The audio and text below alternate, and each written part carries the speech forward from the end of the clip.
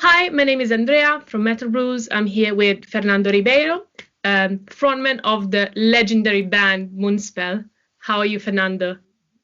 I'm good, and thanks for the intro. Legendary is like, big words. Well, it is. Come on, 30 years almost is a big, big achievement, isn't it? Maybe we are really lucky, and we have to. 30 years for Moonspell is something we couldn't, conceive when we started back in '92. We thought it was a more day-to-day thing, and go with the flow. And then things just went by. Sometimes really slowly. Sometimes it feels like everything was done in a flash of a second. But I think musicians, we live in a different kind of chronology and timing than maybe regular people.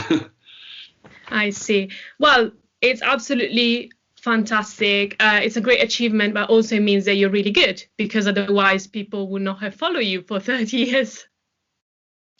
Well, they put up with us, yeah. Sometimes I think with all the twists and turns in our music, we never take anything for granted. This new album, Hermitage, is also maybe another step into that direction of people being a little bit caught by surprise. But on the end of the day, it's probably what makes us also, I won't say always fresh, but at least something to wait for, something that people will, you never know. I always say that when we close the studio door, now it's, cross our fingers or close our eyes and hope for the best. Because you never know. Music for me, I never take anything for granted. Really, it's a very, even though it's 30 years, new album, etc.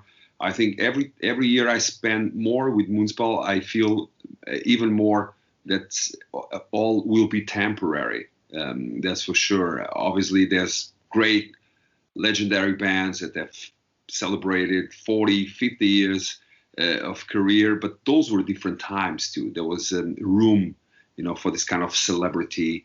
There was not the daily grinding from internet, from fans who are not happy with this, not happy with that, and try to campaign against. These times are a bit different. It's more difficult for the posterity, let's call it this way. What I dread the most is really,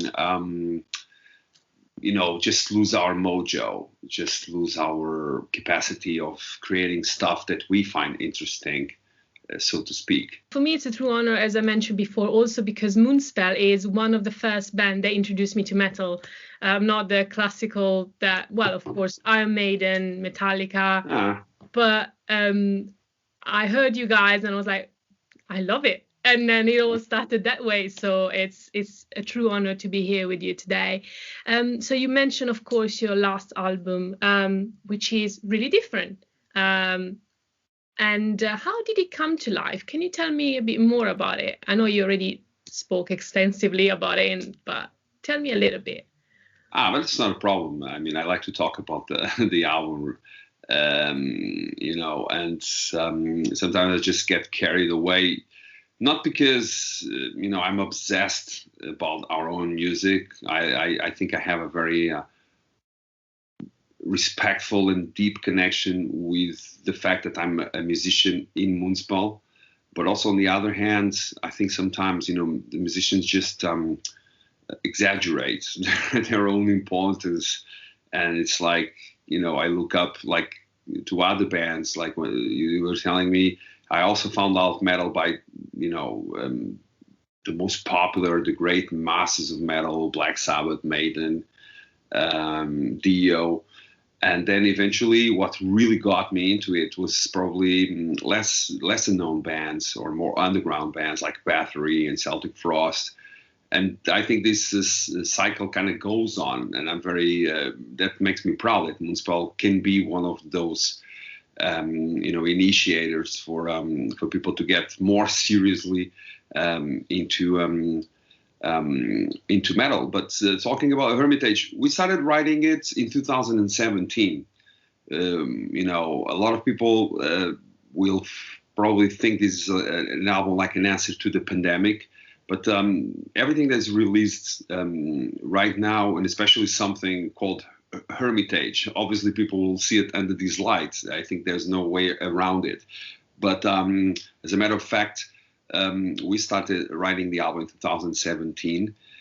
And after an album such as 1755, which was a very urgent, even violent album, we know about an earthquake, about a natural disaster that changed the face of Portugal, we kind of felt more moody to start with. And I think there's this underlying dynamics. If you zoom out all the discography and the repertoire of Moonspell, you'll find out that, there's always, after the storm, there's always a period of more calm, more introspection. And obviously, we started off with all these ideas. I went to Pedro Paixão and Ricardo Amorim, our songwriters, and we had our talk that we always have before starting, working on new material. And that's quite important. I think that's one of the main factors that the music goes a certain direction and not other direction. Because if I approach Pedro and Ricardo and say, okay, we're going to do an album about the Portuguese Knight Templars, or we're going to make an album about red wine, which we should. It's quite different if I immediately talk about, this kind of mental mood board that I have in my head from all the readings, the feeling I was getting from, the world outside. And I told them Hermitage. I pointed it in our notebook, and this album, back then I still don't know what's going to be.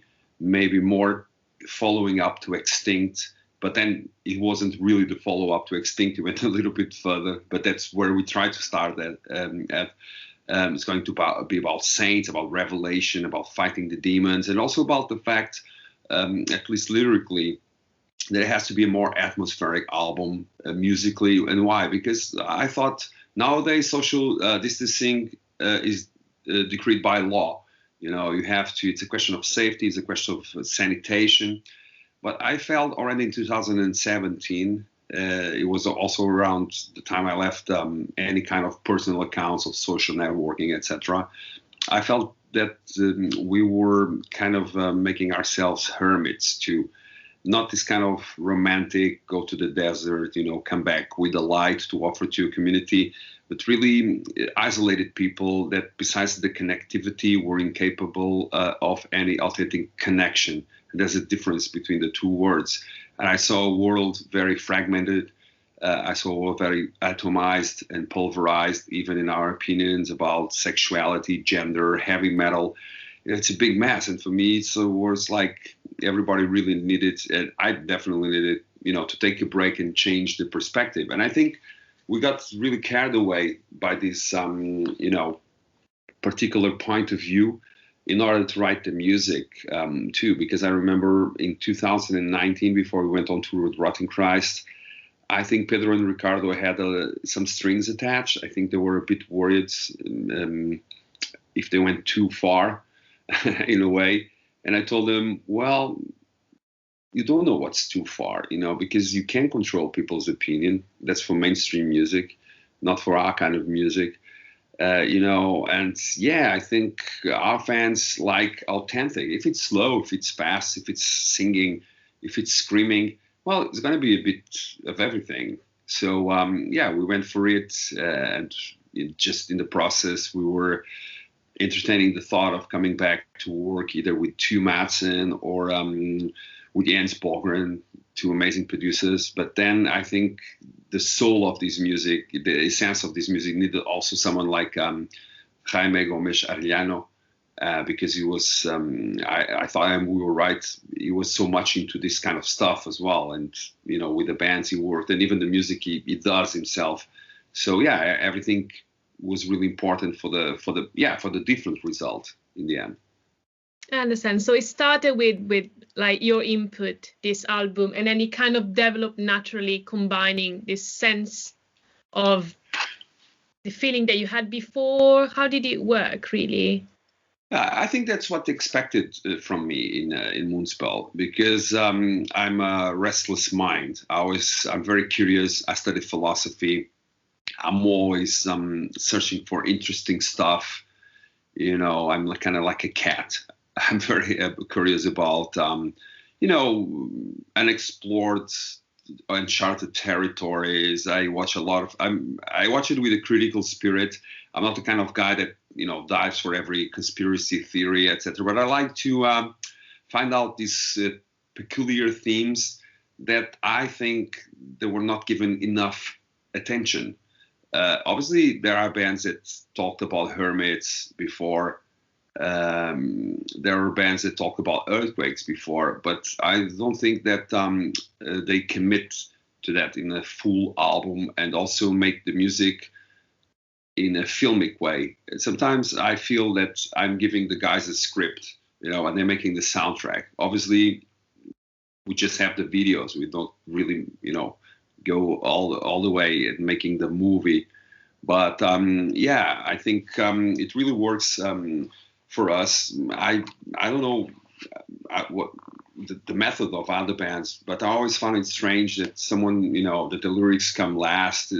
I'm to each his own, but I think that with Moonspell it always works like this. I think when I come up with this like first stone, the building will get get built from there, and that first stone is really important for the color of music, for the result. And Pedro and Ricardo, they say, yeah, it's very inspirational because, I always do this with everyone I work. Like for the cover of the album, I got Arthur Berzinch from Latvia. And I didn't want to tell him what to do. I wanted him to make his own, art. And especially, I can not draw anything. But I told him about Caravaggio. I told him about the Chiaro Oscuro, the sacred art. That's what I wanted. I made him a little mood board, and that's just giving some notes really, and then people, if they like it, and a lot of times they get really involved. I think it works better. I think everybody likes to work on different ideas.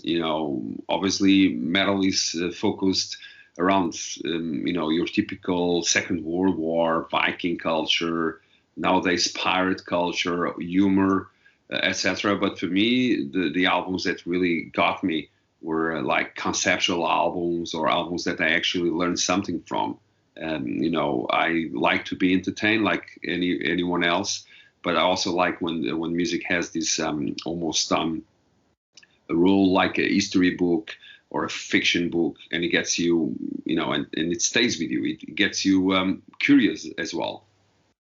I see. That's really interesting. Talking about the singles that I've been seeing out there, and the whole album is very different from what you did in the past, although your soul is there. Like I can see it's Moonspell. How do you think that the fan will react, or how are they reacting? I've seen a lot of really good comments, but what's your feel about it?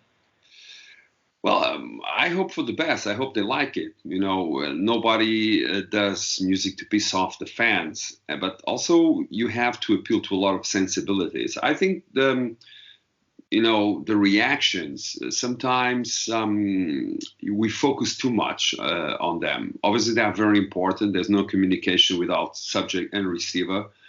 But on the other hand, I also can't help to think that if these people are a part of the Moonspell community, it's because, somewhere in time we did something that they could relate to.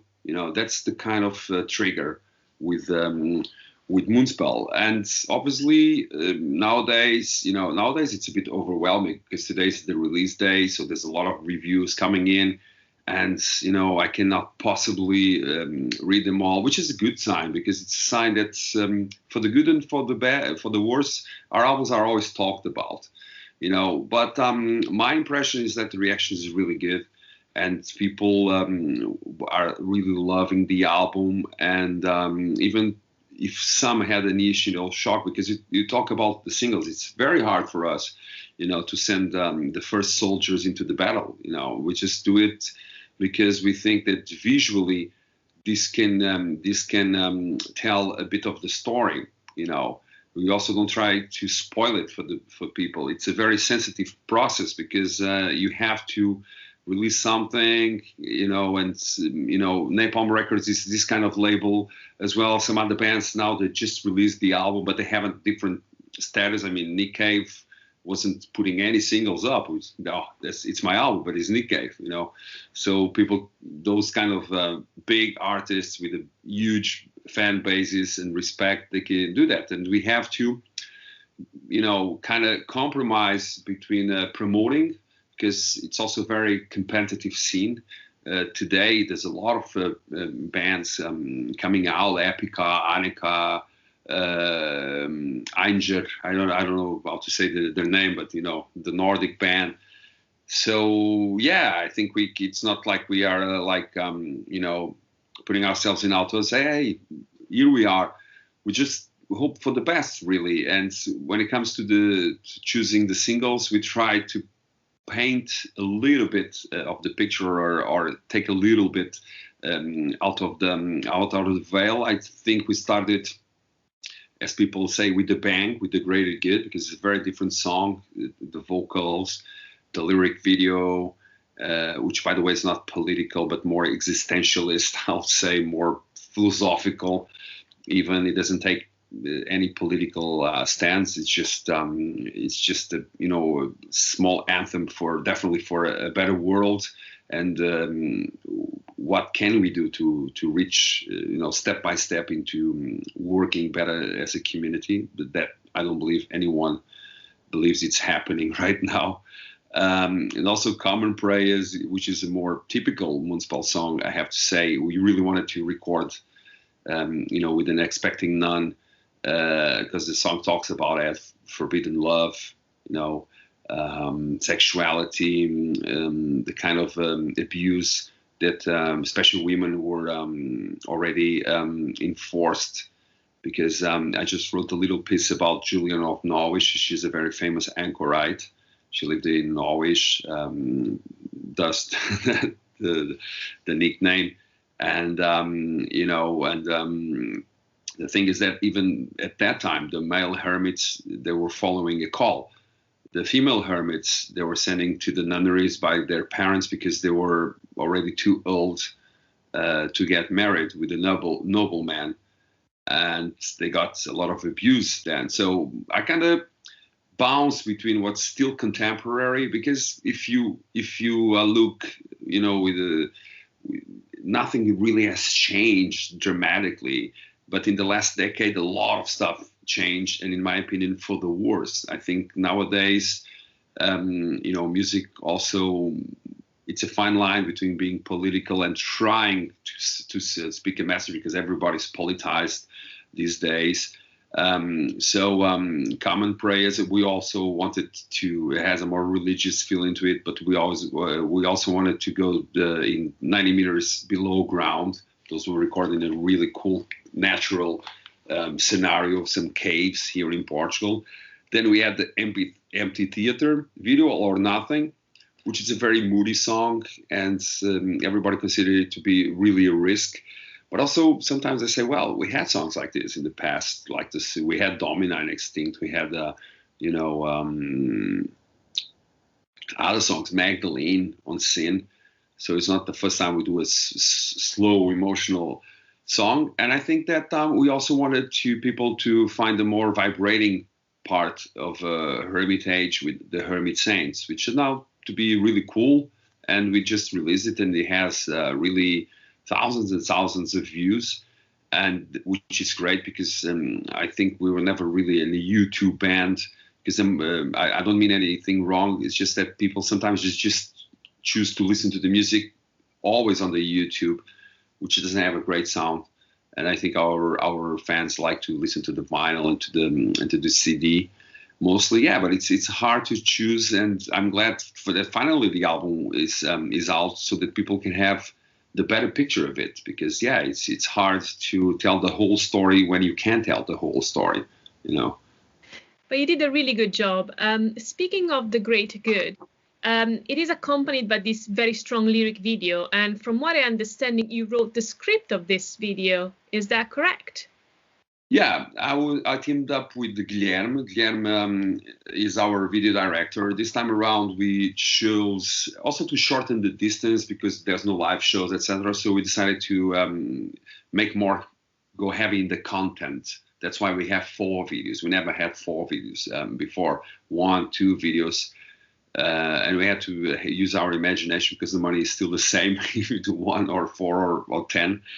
So yeah, that video has really cool stories about it. For me, it's about, definitely, it's easy to say it's about the contrast between the world me and you live in and the world that other people like us, but different in their skin color, in their economic class, and you know how their existence and problems were swept under the rug. I remember growing up in the 80s, and I was here in Portugal, and you know, the family time, it's the dinner time, it's like sacrosanct, but also all the family problems were discussed at the table as well. So it was quite weird in a way. And I remember when we were having dinner and there was the 8 o'clock news, my father was always like, hey, why are these nowadays we can't eat because they are, you know, showing these African children with hunger, etc. That completely disappeared off the news. It's very rare these days you hear anything about Africa. Everything is very remote. The wars there, the famine, the fact that they didn't get any vaccination for the COVID yet. You know, it's going to take time. So yeah, we kind of casted some of the problems, which I think they still exist, and compare it to the problems that we have. You know, 1 centimeter more in the waist. If we look good, if the gym is right, if my personal trainer is, you know, kind of kills my calories, or if the yoga mat is fluffy enough. And then we did this visual mishmash, and wow, we got a lot of hate because a lot of people were telling us, oh, this is so political. I said, no, that's the reality. You just have, you know, to open a window or to open the screen, and we put you know, just for people to think about, when we put a child with a gun on a shooting range, and then put, you know, the amount of tragedy that there is for their right to bear arms. It's just for people to think, because you have to think about these things. If you, it's not like we are saying, yeah, I mean, that's my personal view, but I don't want to impose it on people, obviously, but I want them to think about it, because when you have a claim or a right, there's also a price to pay. And I think The Greater Good, it's a song about the price to pay. And then we got all this censorship from the YouTube, which is quite ironic, because I made sure, together with Guilherme, that all the footage that is a very good video, it's actually YouTube footage. So they were kind of censoring themselves in a way. And I also know that, you know, for a fact, that people that are the content managers, I'm 46, and they are way younger than me, you know, and they just have this kind of liner notes, no nipples, no nakedness, no nudity, etc. And whenever they are like, they are not really artificial intelligence, but they are the closest, you know, because they are there to judge, but they are not critical about what they judge. So yeah, it was a cool start, but also weird at points. Yeah, I can imagine. It's a really strong video, but from my perspective, maybe I'm wrong, I also kind of perceive a sense of hope. Is a kind of call of not to action, but like to reflect on these things, as you said. And I found it really remarkable having this approach, because like we live in a world, it's not that we live in a room and we just confront ourselves with the mirror. A lot is happening out there, and so there's a lot of like injustice in the world, a lot of problems that sometimes seems to disappear, but they're really there. So my next question is, what do you do to fight this injustice on your side? I'll definitely. I think that really bounds with the general message of the album. I think, like many German philosophers would say, we need to change our perspective. We need to think more as a community, because we don't have good leaders. People are not, it's not we the people. That doesn't exist anymore.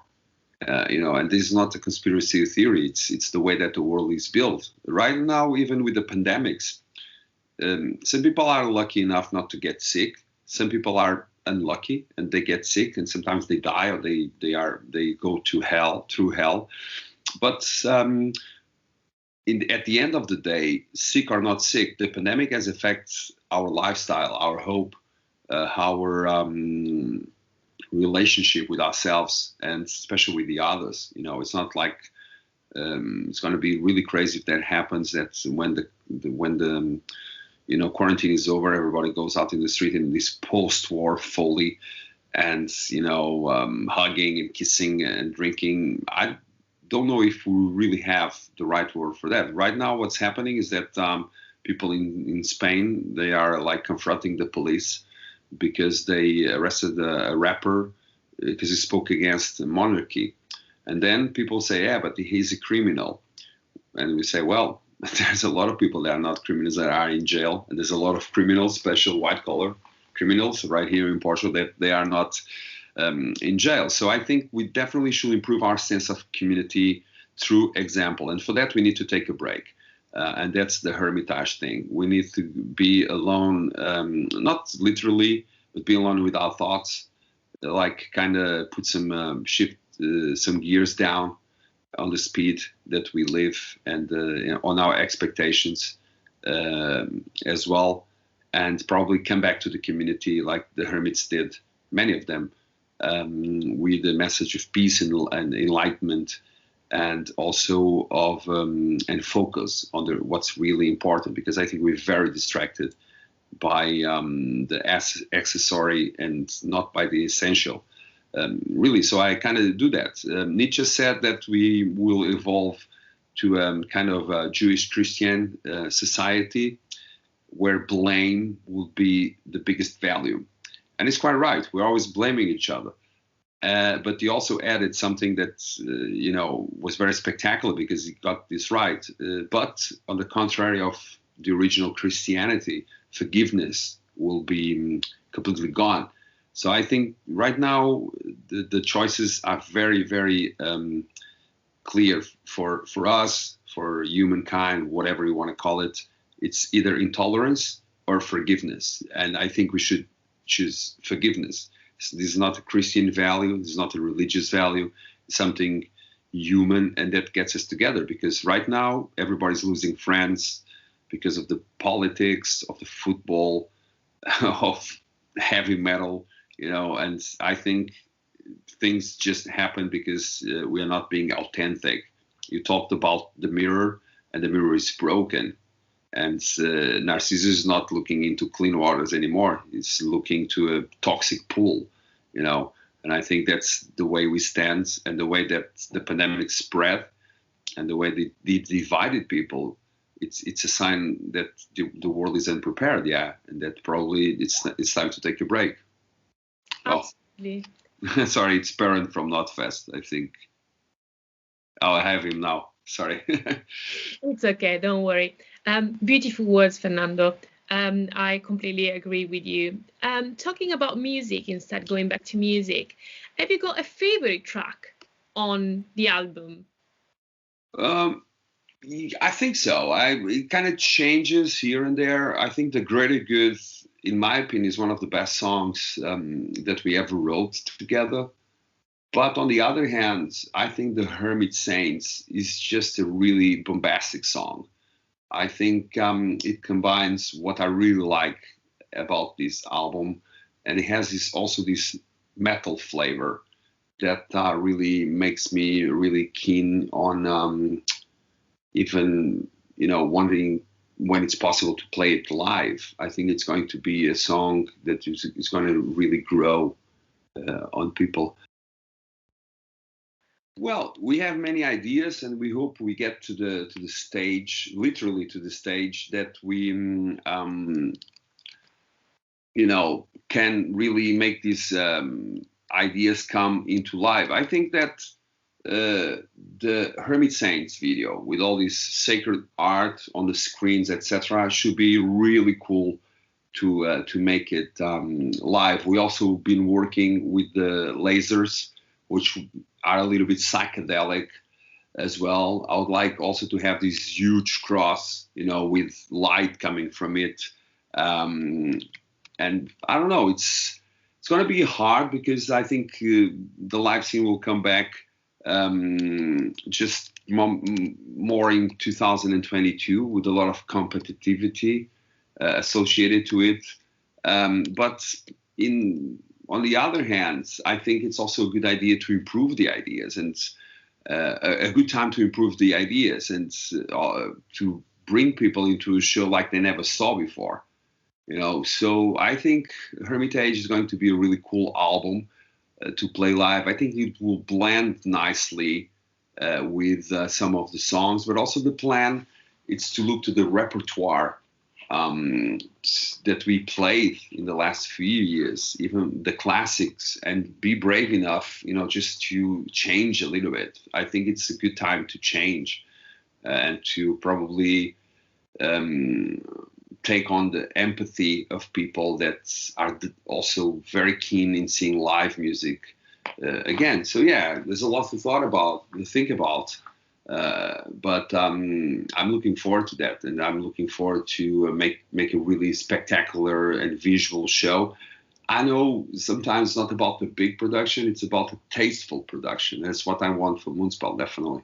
Do you know where you would like to play first? I think, realistically speaking, it will be in Portugal. I think right here, because of the travel ban as well, we will for sure.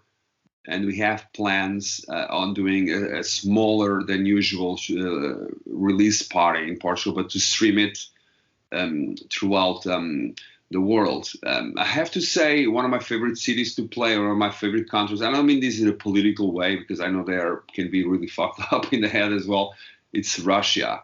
So I would love to go to Moscow. I really miss it, and I just adore that city and the culture and the literature. But right now, I would play anywhere, even in my backyard. Thank you so much for your time today. It's been lovely to meet you, and I wish you all the best. Thank you very much for the interview, and I'm sorry for rushing, but it's just a tight schedule. It's understandable. Don't worry. Thank you, Fernando. All right. Thank you.